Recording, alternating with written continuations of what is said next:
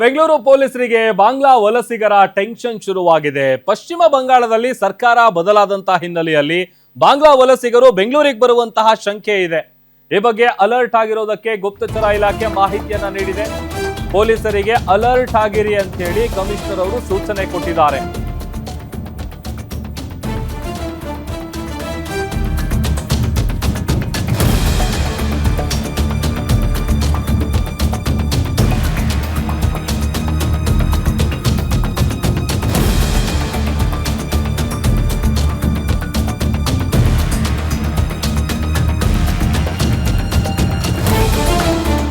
ಬೆಂಗಳೂರು ಪೊಲೀಸರಿಗೆ ಇದೀಗ ಹೊಸ ಟೆನ್ಷನ್ ಶುರುವಾಗಿದೆ. ಅದೇನಪ್ಪಾ ಅಂತ ಅಂದ್ರೆ ಬಾಂಗ್ಲಾ ವಲಸಿಗರ ಟೆನ್ಷನ್.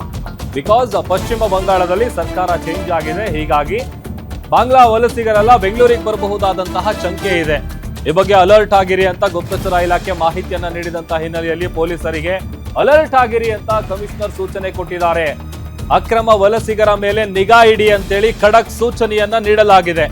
ಪ್ರತಿ ಠಾಣಾ ವ್ಯಾಪ್ತಿಯಲ್ಲಿ ಬಾಂಗ್ಲಾ ವಲಸಿಗರ ಪತ್ತೆ ಕಾರ್ಯ ಕೂಡ ನಡೀತಾ ಇದೆ. ಪತ್ತೆ ಹಚ್ಚಿ ವಾಪಸ್ ಕಳಿಸುವಂತಹ ಕೆಲಸವನ್ನ ಪೊಲೀಸರು ಮಾಡ್ತಾ ಇದ್ದಾರೆ. ಈಗ ಆಲ್ರೆಡಿ 240ಕ್ಕೂ ಹೆಚ್ಚು ಮಂದಿಯನ್ನ ಖಾಕಿ ರಿಪೋರ್ಟ್ ಮಾಡಿದೆ. ಅದರಲ್ಲೂ ಈಗ ವೆಸ್ಟ್ ಬೆಂಗಾಲ್ನಲ್ಲಿ ಸರ್ಕಾರ ಚೇಂಜ್ ಆಗಿರುವಂತಹ ಹಿನ್ನೆಲೆಯಲ್ಲಿ ಅಕ್ರಮ ವಲಸಿಗರೇನಿದ್ದಾರೆ ಬಾಂಗ್ಲಾ ವಲಸಿಗರು ಅವರೆಲ್ಲ ಬೆಂಗಳೂರಿಗೆ ಬರಬಹುದಾದಂಥ ಶಂಕೆ ಇದೆ. ಬಿಕಾಸ್ ಈಗ ಆಲ್ರೆಡಿ ಬೆಂಗಳೂರಿನಲ್ಲೂ ಕೂಡ ಭರ್ಜರಿ ಕಾರ್ಯಾಚರಣೆ ನಡೆಸಿದಂಥ ಸಂದರ್ಭದಲ್ಲಿ ಒಂದಷ್ಟು ಮಂದಿ ಅಕ್ರಮ ಬಾಂಗ್ಲಾ ವಲಸಿಗರನ್ನ ಸೆರೆ ಹಿಡಿಯುವಂಥ ಕೆಲಸ ಆಗಿತ್ತು.